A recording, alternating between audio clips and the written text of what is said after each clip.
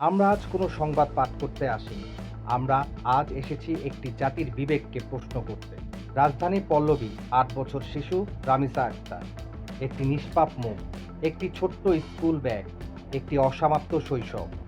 যে শিশুটি থাকার কথা ছিল স্কুল বেঞ্চে, বন্ধুদের পাশে, খাতার রঙিন স্বপ্ন আঁকার মাঝে, সেই শিশুটি আজ শুয়ে আছে কবরে। ধর্ষণের পর তাকে নির্মমভাবে হত্যা করা হয়েছে, গলা কেটে ফেলা হয়েছে, এমনকি মাথা লুকিয়ে রাখা হয়েছে টয়লেটের বালতিতে।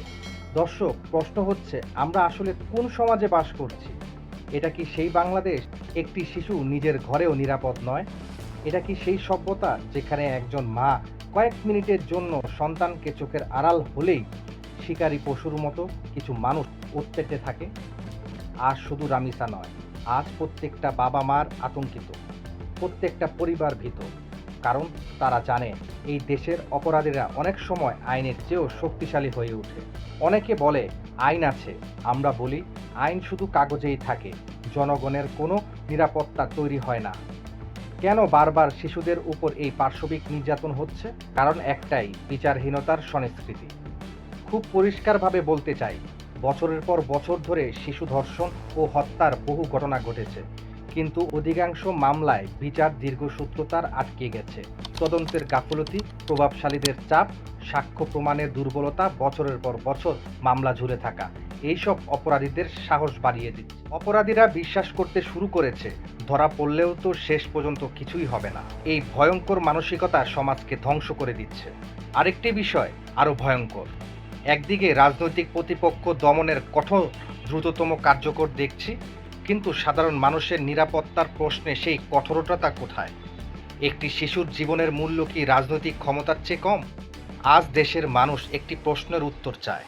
দর্শক, অপরাধ শুধু সেই পশুরাই করছে না যারা ধর্ষণ ও হত্যা করছে, অপরাধ করছে মৃত শিশুকে নিয়ে নোংরা মন্তব্য করে। রামিসাকে নিয়ে সামাজিক মাধ্যমে কিছু মন্তব্য দেখে বিবেক কেঁপে উঠল।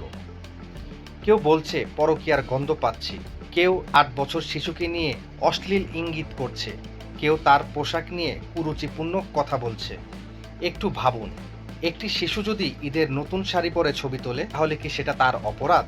কোনো বাবা আদর করে মেয়েকে সুন্দর পোশাক কিনে দিলে সেটা কি বিকৃতি মন্তব্যের কারণ হতে পারে?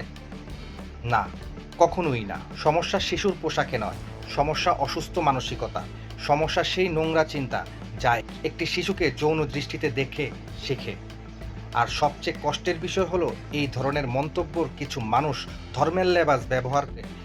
দাড়ি টুপি বা পরিচয় কাউকে মানুষ বানায় না। মানুষের পরিচয় তার চরিত্র, তার বিবেক, তার মানসিকতা। ইসলাম কখনো শিশু, নারী কিংবা নির্যাতনের মানুষকে অপমান করার শিক্ষা দেয় না, বরং ইসলাম শিখিয়েছে দুর্বল ও নির্যাতনের পাশে দাঁড়াতে। আমরা আর কোনো রামিসার লাশ দেখতে চাই না। আমরা কোনো মায়ের বুক খালি হওয়ার সংবাদ শুনতে চাই না।